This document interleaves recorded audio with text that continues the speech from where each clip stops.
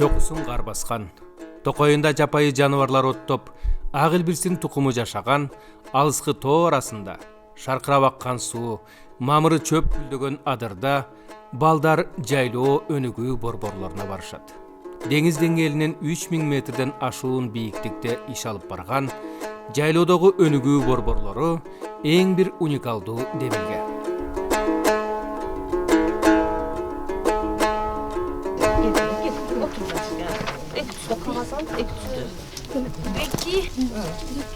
Бизге бул бала бакча жакты.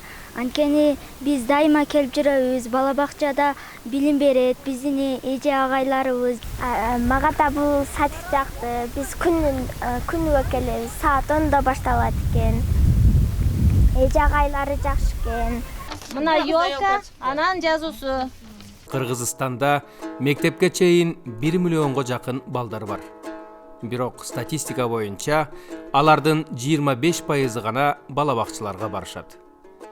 2014 жылдан баштап жайлоодогу малчылардын балдарын өнүктүрүү максатында Роза Отунбаеванын демилгеси эл аралык коомдук фонду жайлоо өнүгүү борборлору демилгесин ишке киргизди.